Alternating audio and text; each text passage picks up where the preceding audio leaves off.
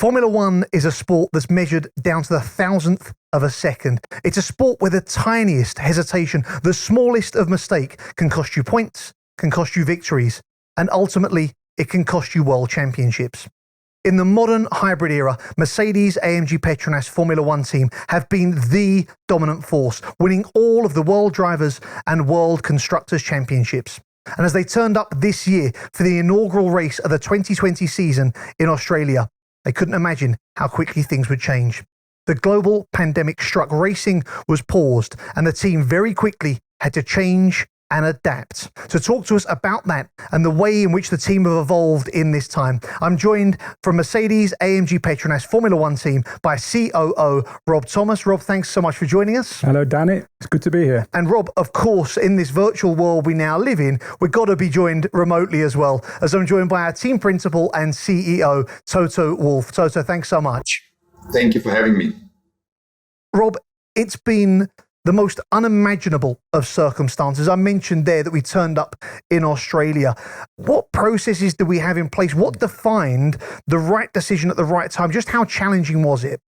Well, you're right, Danny. It's been an extraordinary year, and we could feel this thing building. And as it got worse and worse, we knew we were going to move into a lockdown situation. And it's like, well, how do we deal with this? None of our plans are meant for this.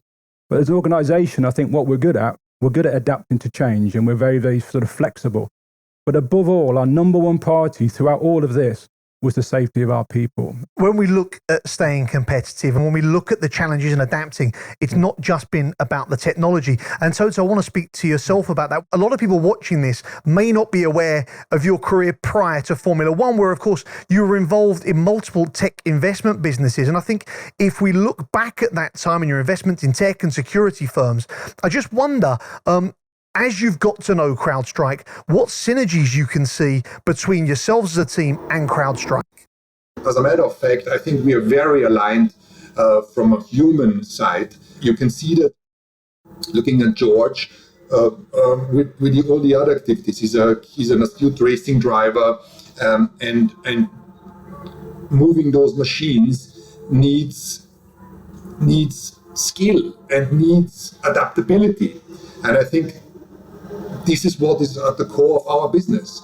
It's not always the faster company that wins, but it's the more adaptable company that wins. Brilliant. Thanks, Toto. Rob, I just want to talk to you about Crowdstrike ultimately, and the fact that they saw this sudden surge in cyber threats. The outbreak took place globally, and all of a sudden there's these huge numbers being reported. How did you cope with that? All of that data that you're working so hard to protect, but also any potential threat could cause you to have to lift at some point. I think, as you rightly say, Danny, as the COO, I kind of like people to be here. I can get my arms around it, I can see it, I can touch it. And all of a sudden they're gone into a world that we couldn't actually see, into this cloud where a lot of our data was put. And before that, we'd been really nervous of the cloud. We'd not really used it before because we were just concerned about it. And suddenly it's all gone. Now, what gave me, and I know gave the organization, a huge amount of comfort was knowing we had Crowdstrike. Crowdstrike with this umbrella of protection across all of our data. Independent of where people were in the world, we know it was secure. And that way we could actually get on and operate as close to normal as we can. And that way we can keep adding performance to the car. So it was so fundamental to us during this period that I believe if we didn't have it, we wouldn't have the car we have today.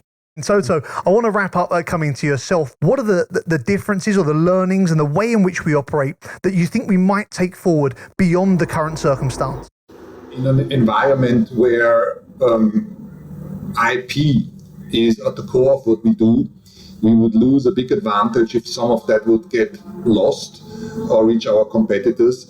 And therefore our security software and cybersecurity software is very complex, back at base in the factory.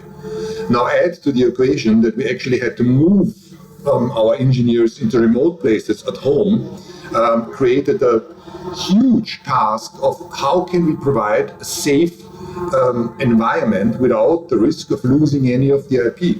And there, Crowdstrike really moved heaven and earth, provided us with all the tools, with all the security that we as a high-tech organization need. And we couldn't have done that without Crowdstrike's software. Brilliant. Toto, thank you so much for joining us today. Rob, thank you for joining us as well. Absolutely fascinating insights.